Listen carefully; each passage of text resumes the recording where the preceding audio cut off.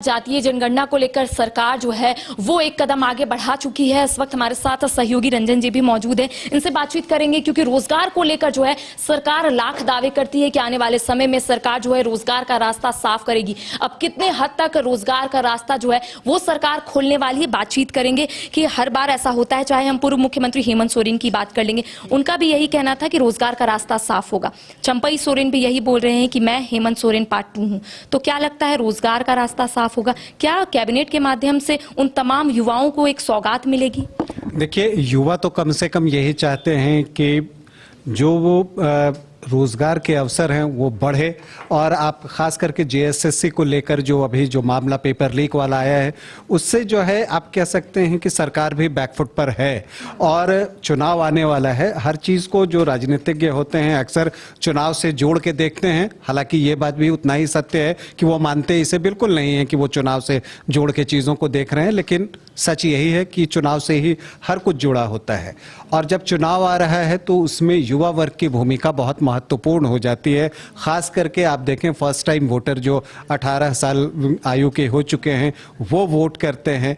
तो जो आपको जिन्हें रोजगार चाहिए वो वर्ग जो होता है वो वोट करने जाता है, और वो वर्ग चूंकि युवा है तो वो चिंतन भी उतना ही करता है और उसे अपनी चिंता भी उतनी ही है।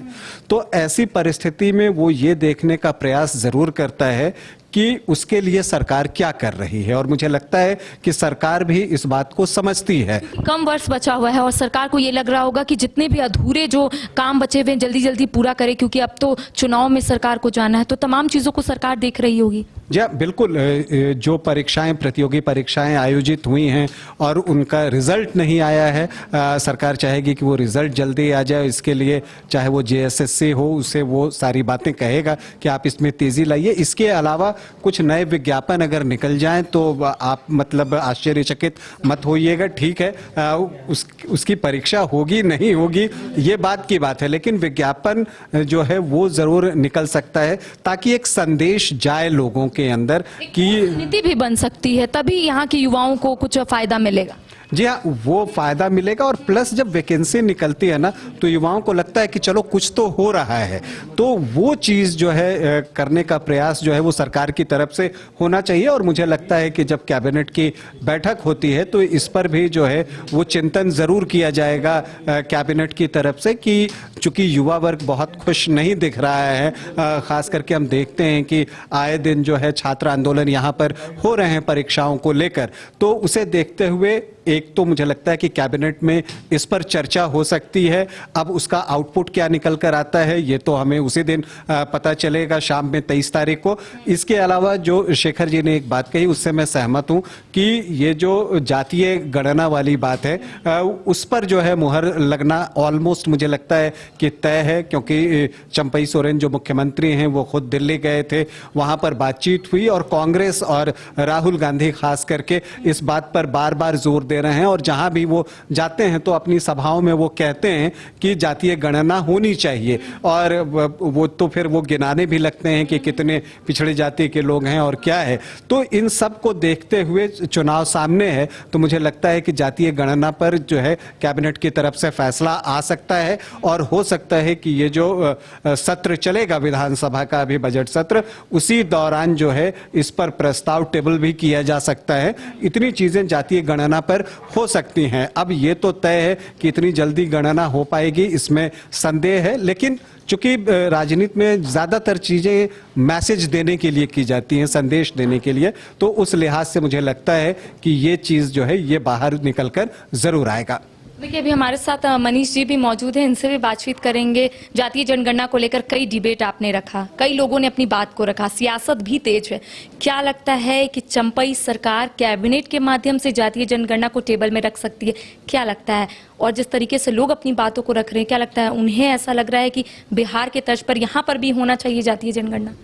देखिए, अब इलेक्शन आने वाला है, लोकसभा इलेक्शन है, उसके बाद यहाँ पर विधानसभा इलेक्शन है।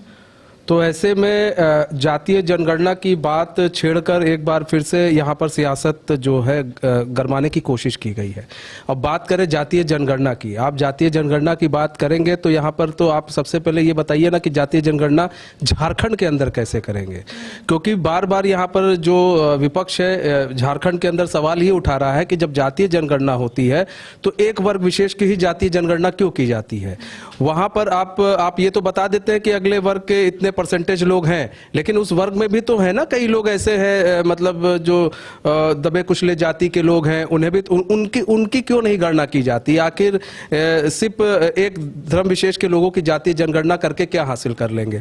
बार बार ये बातें उठी हैं और बार बार जो विपक्ष है झारखंड के अंदर, चाहे नरेंद्र मोदी क्यों ना हो, वो ये चीज कहते हैं हमारे लिए एक ही जाति है, वो है गरीब।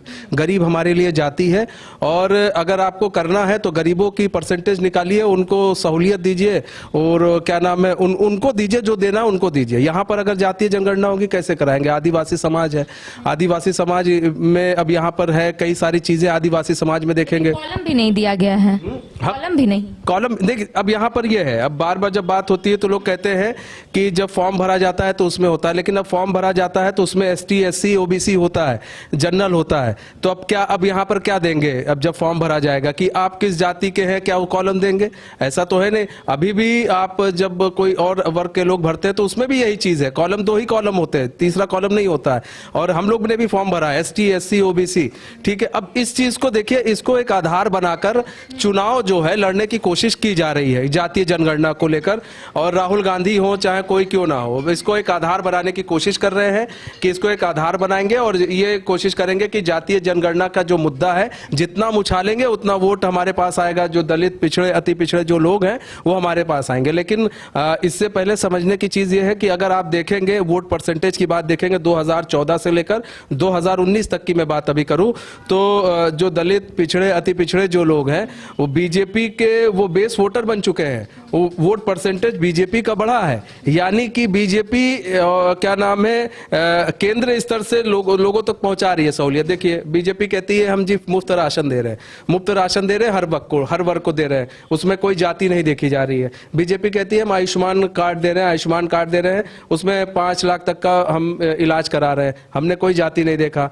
बीजेपी कहती है जी देखिए हम तो आपको उज्ज्वला योजना के तहत गैस दे रहे हैं, उसमें कोई जाति नहीं देखी जा रही है।